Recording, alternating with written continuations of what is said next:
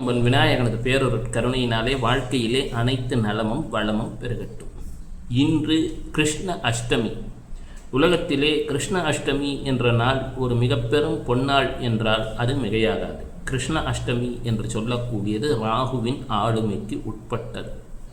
இந்த அஷ்டமி நன்னாளிலே தான் சந்திரன் பாதி வடிவாக இருக்கும். நீங்கள் வேணா பாருங்களேன், இது 8th day of the lunar phase அப்படின்னு சொன்னால் அந்த ஒரு பர்ஃபெக்ட் அலைன்மெண்ட்டில் ஒரு பாதியாக இருக்கும். ஏன்னா 15/2 அப்படின்ற ஒரு இதில் 7.5 அப்படின்றதில் அந்த ஒரு பர்ஃபெக்ட் அலைன்மெண்ட்டில் வரும். சந்திரனின் ஒரு அழகு மிகுந்த ஒரு காட்சி கிருஷ்ண அஷ்டமியிலே உண்டு. ராகுவின் ஆளுமைக்கு உட்பட்டது. இது ஒரு ஜெய திதி. ஜெயதிதி என்றாலே பெயரிலேயே வெற்றியை தாங்கி இருக்கக்கூடியது என்பதையும் நாம் அறிந்து கொள்கிறோம். இந்த கிருஷ்ண அஷ்டமி நன்னாள் சனிக்கிழமையில் வருவது மேலும் சிறப்பு. அதுவும் மூல நட்சத்திரத்தில் வருது இன்னும் சிறப்பு. மூலம் என்றால் தி ரூட் என்று சொல்கின்றோம். அதிலும் ஒரு தவறான பழமொழி உண்டு. பெண் மூலம் நிர்மூலம், ஆண் மூலம் அரசாடும்னு. அப்படியெல்லாம் ஒன்றும் கிடையாது. பெண் மூலம்னா அப்படி ஒருத்தர் பிறந்திருந்தால் அந்த வீட்டில் இருக்கக்கூடிய துன்பங்கள் நிர்மூலமாகும் என்பதுதான் அதன் பொருளாக எடுத்துக்கொள்ள வேண்டும். இருப்பதிலே காலபுருஷ தத்துவத்திலே 9ஆம் இடம் கல்வி என்று சொல்லக்கூடியதற்கும் குருவையும் குறிக்கக்கூடிய தன்மைகளுடைய குரு. அங்கே கேதுவின் நட்சத்திரம் என்று சொல்லக்கூடிய ஞானத்தை குறிக்கக்கூடிய மூல நட்சத்திரம், தென்மேற்கு பகுதியை குறிக்கக்கூடியது ஆளுமை நிருத்தி தேவி. இந்த நிருத்தி தேவியை பிரம்மன் தோற்றுவித்த பொழுது நிருத்தி தேவி அழுதாலாம், எதுக்காக என்னை தோற்றுவிச்சிங்கன்னு.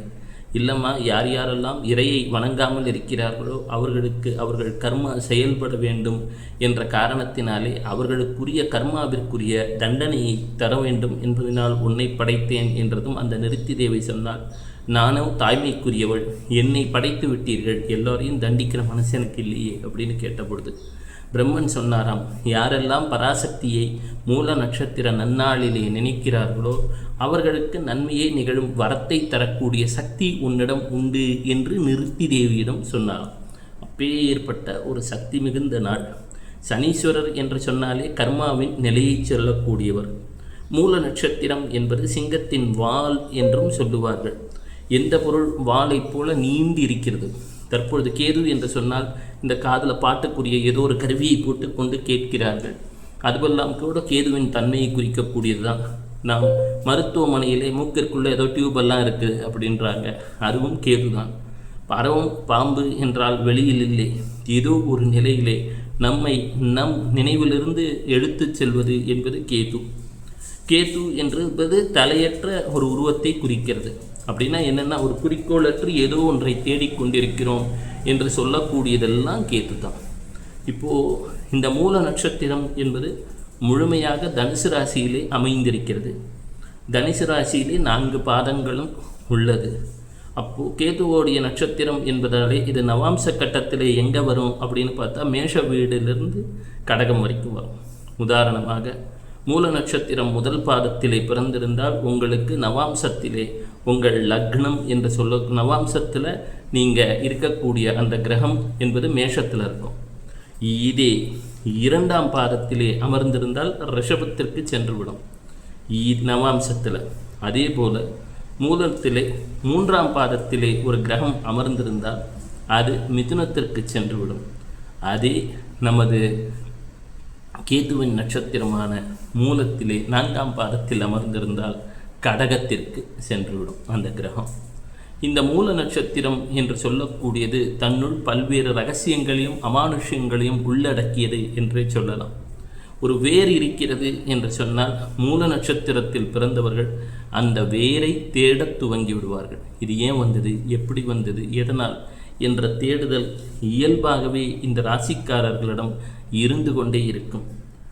நாம் சொல்கிறோம் இல்லையா, அப்ரூட்டிங் த ரூட் அப்படின்னு. நம்மிடம் இருக்கக்கூடிய ஏதோ ஒரு ஆழ்ந்த சிந்தனை அல்லது நம்மிடம் இருக்கக்கூடிய அச்சங்களையும் சில சமயங்களிலே இந்த மூல நட்சத்திரக்காரர்கள் ஒரேடியாக எடுத்து போட்டுடுவாங்க. நம்மளோட பிலீஃப் சிஸ்டத்தையும் சில சமயத்தில் மாற்றிடுவாங்க. அது போன்ற பெரும் விஞ்ஞானிகளையும் இந்த மூல நட்சத்திரம் தான் உருவாக்கி இருக்கிறது. பெண்களாக இருந்தால் மிகுந்த அன்புடன் தங்கள் உறவினர்களை பாதுகாக்கக்கூடிய குணம் உண்டு. ஆண்களாக இருந்தாலோ ஒரு ஆளக்கூடிய திறனும் இந்த நட்சத்திரத்திடம் இயல்பாகவே இருக்கும். ஒரு ஆசிரியர் இவர்களுக்குள் என்றுமே இருக்கும். ஆசிரியர் என்பவர் எப்பொழுதும் சற்று கடுமையும் நிறைந்துத்தான் இருப்பார். மேலும் தற்பொழுது நிகழக்கூடிய காலகட்டம் என்பது பல்வேறு கிரகங்களின் சேர்க்கை என்றெல்லாம் சொல்லிக் கொண்டிருக்கிறார்கள். இது கிருஷ்ணபக்ஷ அஷ்டமி என்பதால் இதற்கு அனகாஷ்டமி என்றும் பெயர் உண்டு. இன்று தத்தாத்திரேயர் வழிபாடு சிறப்பு. ஓம் ஐம் ஹ்ரீம் ஸ்ரீம் சிவராம அனகா தத்தாய நமக என்று எப்பொழுதெல்லாம் இயலுமோ அப்பொழுதெல்லாம் சொல்லிவிடுங்கள். சனிக்கிழமை என்பதாலே இந்த சனீஸ்வரன் என்பவன் கர்மாவை குறிப்பவன், கர்மத்துக்கு காரகனாக இருப்பவன். இந்த காலகட்டத்திலே சூரியன் என்று சொல்லக்கூடியவர் தற்பொழுது சஞ்சாரம் செய்து கொண்டிருப்பது மீனத்திலே. மீனத்திலே சூரியனுக்கு பெயர் விஷ்ணு ஆதித்யன் என்பது பெயர். ஒரு முறை நாரதர் சிவனிடம் கேட்டாராம், இருப்பதிலேயே கடினமான செயல் எது என்று கேட்டதும் சிவபெருமான் புன்னகையுடன் சொன்னாராம், உருவாக்குவது ஒரு நொடியில் நிகழ்ந்து விடலாம், அழிப்பதும் ஒரு நொடியில் நிகழ்ந்து விடலாம், எனினும் ஒரு செயலை காப்பாற்றுவது, காத்து கொண்டிருப்பது என்பது மிக மிக கடினமான செயல். அதை செய்வதால்தான் எனது அன்பு சகோதரியின் கணவர் மகாலட்சுமியின் கணவர் விஷ்ணுவிற்கு சிறப்பு. விஷ்ணு எப்பொழுதும் காத்து கொண்டிருக்கிறார், காப்பாற்றி கொண்டிருக்கிறார் என்று சொன்னாராம். 12 ஆதித்யர்கள். சூரியனுக்கு ஒவ்வொரு வீட்டிலையும் ஒவ்வொரு பெயர். எனினும் அதே சூரியன் மீனத்திலே இருக்கும் பொழுது அவரது பெயர் விஷ்ணு ஆதித்யன் என்று பெயர். மற்ற சூரியனின் வடிவங்கள் எல்லாம் நின்று கொண்டிருக்கும். எனினும் 12ஆம் வீடு என்று சொல்லக்கூடிய இடத்திலே இருக்கக்கூடிய விஷ்ணு காத்து கொண்டிருப்பார். படுத்துட்டு அப்படியே படுத்து தூங்கின நிலையில் இருப்பார். மனிதன் தூங்கும் பொழுது மறுநாள் எழுந்திருப்பதே ஒரு அற்புதம்தான். நாமெல்லாம் எதையோ அற்புதம் என்று சொல்கின்றோம். உலகத்தின் மிகச்சிறந்த அற்புதம்.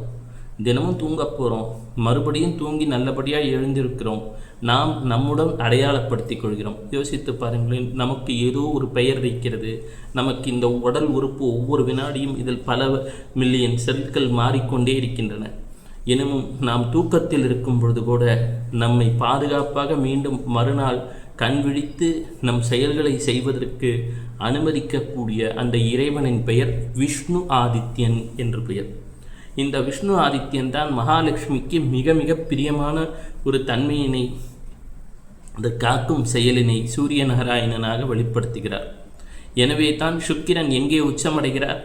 சுக்கிரன் உச்சமடையக்கூடிய வீடு என்று சொல்லக்கூடியது நமது மீனம். மீனத்திலே சுக்கிரன் உச்சமடைகிறார். விஷ்ணு ஆதித்யனது நன்னாள் வந்து கொண்டிருக்கிறது. ஆம், சூரிய கிரகணம் வருகிறது என்று சொன்னால் உடனே கிரகணத்திலே எல்லாம் கொடிது என்று நினைத்து விடக்கூடாது.